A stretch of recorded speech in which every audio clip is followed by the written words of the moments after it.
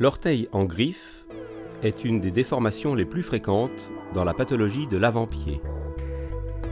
L'orteil en griffe se présente sous la forme d'un crochet, plus ou moins important, plus ou moins raide. Voilà comment se présente l'orteil en griffe, sous différentes vues. L'orteil en griffe peut se présenter sous différentes déformations. Voici un exemple d'une déformation qui ne touche qu'une partie de l'orteil. Voici un autre exemple d'une déformation qui intéresse l'extrémité de l'orteil. Un troisième exemple de déformation est une déformation qui se situe, dans ce cas, à deux niveaux de l'orteil. On peut aussi rencontrer une déformation sous deux formes contraires sur le même orteil. L'une est saillante et l'autre est en creux.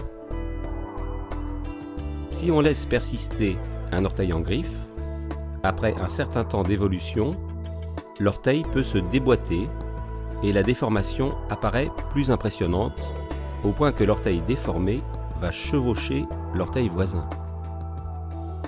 La déformation de l'orteil va entraîner des points d'appui qui se présentent, comme dans ce cas, par un corps douloureux de la pulpe de l'orteil. De même, la partie saillante de l'orteil en griffe va provoquer un frottement contre la chaussure. Il se constitue alors, sur le dessus de l'orteil, des corps douloureux. La déformation de l'orteil en griffe se traduit sur la radiographie de profil par une ligne brisée. Lorsque l'orteil se déboîte, une radiographie de face montre bien un tel décalage. Les causes de la déformation en griffe sont la rétraction des tendons. La rétraction des tendons mobilise les parties osseuses. Cette rétraction des tendons empêche le bon alignement des os, d'où l'aspect d'un orteil en griffe. Pour corriger la déformation en griffe, on peut faire appel à une intervention percutanée, c'est-à-dire sans ouvrir, simplement en traversant la peau. L'intervention percutanée peut se faire en ambulatoire, c'est-à-dire une entrée le matin et la sortie dans l'après-midi. L'anesthésie est locale, c'est-à-dire par une injection non douloureuse derrière le genou. L'installation sur la table d'opération se fait en position semi-assise. La technique percutanée n'utilise aucun matériel, aucun corps étranger. La technique percutanée utilise un guidage radiologique par un appareil appelé fluoroscope. Cette vidéo vous montre les précautions d'asepsie, comme dans toute intervention en orthopédie. Cette vidéo du drapage, le pied est enveloppé dans un drapage stérile. Nous allons vous présenter les différents temps indispensables de cette intervention percutanée.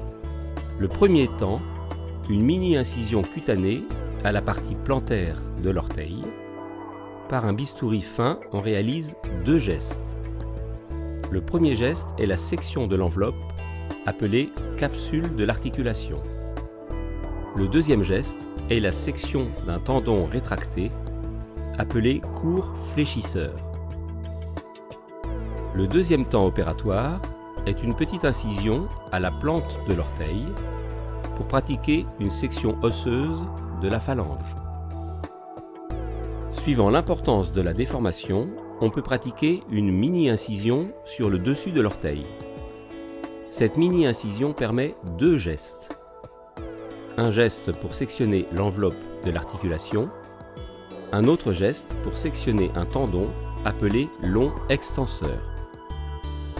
Dans le cas d'un déboîtement articulaire, on doit envisager d'une autre section osseuse, la section du métatarsien.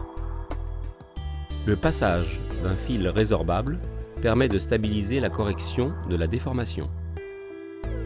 Dans cet exemple, le cliché radiographique en préopératoire et post-opératoire vérifie le bon alignement des pièces osseuses opérées. En raison des mini-incisions, on peut minimiser le pansement post-opératoire.